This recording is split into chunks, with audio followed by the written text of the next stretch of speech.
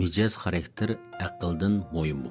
Yaqin vaqtlardan beri diqqat qilsak, mush tor sohasida yoki mushu shirkatga boshqarish, igilik tiklash, muvaffaqiyatshnoslik mushu sohalarda nayt moda bo'layotgan bir gap bor. Chingshang deymiz. Mijoz xarakter. Xarakterning mo'yinligi ta'kidlanadigan darslar, kitoblar, kurslar, mushtaq narsalar paydo bo'lib ketdi.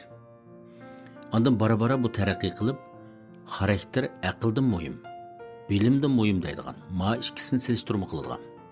Mandaq gaplarmi yuqorilab berib, bu xarakter degan narsa hozir mubolag'alashib ketdi. Endi qaytadan mush gapga qaraydi. Mush gap to'g'rimi? Bu gapning kelib chiqishini men surishtirdim. Harvardning bir professori bor, Daniel Goleman deydigan, Goleman.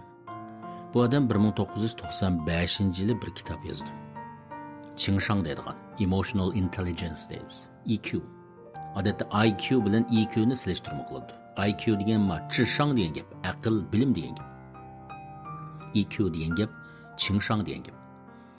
Shu chingshang degan gap hozir ko'p odamga tushunishli bo'lib ketdi. Bu bir odamning xarakteri, o'zining xarakter mijozini tangshash iqtidori, ondan o'zi bilan boshqalarningki munosabatini yaxshi bir taraf qilish, boshqalarni kuzatish, ijtimoiy munosabatga diqqat qilish qatorliq mushu masalalarni tadqiq qilgan bir kitob.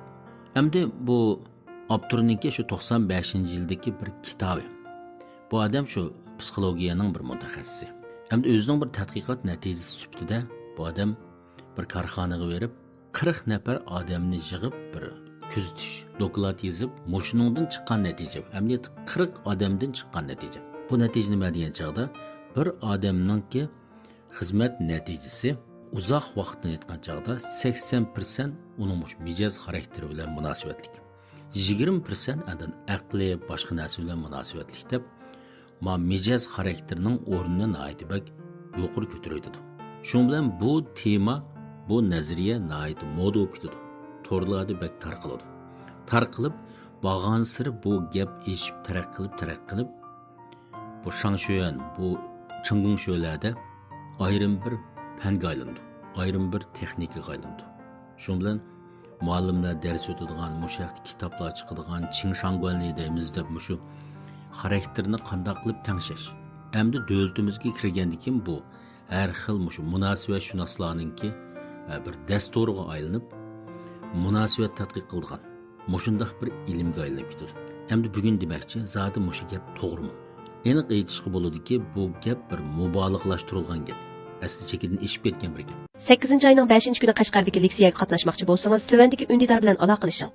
Albatta, bir odamning xarakteri bir umr nuqtasini aytgan chog'da nihoyat muhim. Bir idoradagi, bir shirkatdagi, bir jamiyatdagi bir odamning bir umrlik natijasini aytgan chog'da u odamning xarakterini kontrol qilishi, xarakter boshqarishi, boshqalar bilan bo'lgan munosabat qatorliq ishlar haqiqatan muhim. Buni inkor qilmaymiz. Ammo bu yer bir gap bor. Mana shundaq ma'lum bir asosi va gapni bir ilmiy nazariyaga aylantirib, kitobga aylantirib yozgandan keyin bu asli bir avtorning, bir tadqiqotchining tadqiqot natijasi. Buni yo'q qilmaymiz. Buning haqiqatan ma'lum asosi bor. Lekin buni boshqalar nurg'un o'rinlarda oshirib ishlatgandan keyin bu bir mubolag'alashib ketdi. Amaliyotda 80% degan gapning o'zimi mubolag'lashtirilgan gap. Bir odamning umumiy kasbiy hayotida mijoz xarakteri 80% ni egallaydi desa, bu ish ketganlik bo'ladi. Keyin bu vaqtda tadqiqotlar bo'ldi. Qandaq deganda bir odamning xarakteri amaliyotda uning aqli, uning parasti, uning bilimi, uning ijtimoiy o'rni nurg'un narsalar bilan berikib ketgan bo'ldi. U xarakter deganda ayrim bir tatib chiqib, uni tahlil qilsa, bu ilmiy bo'lmaydi. Chunki masalan ijtimoiy o'rin deyli. Bir odamning ijtimoiy o'rni yuqori bo'lsa, uning xarakteri yaxshi bo'lamdi, yaxshi bo'lmamdi, kishilar uningga yaxshi muomala qildi. Yoki bir odamning jalbkorligi yaxshi bo'lsa, masalan qizlar chiroyli bo'lsa, nurg'un odam ularga yaxshi muomala qildi. Yoki bir odamning unvoni yuqori bo'lsa, nurg'un odam uningga yaxshi muomala qildi. Yoki boshliq bo'lsa, yana nurg'un odam uningga yaxshi muomala qildi. Degandek nurg'un omillar bor.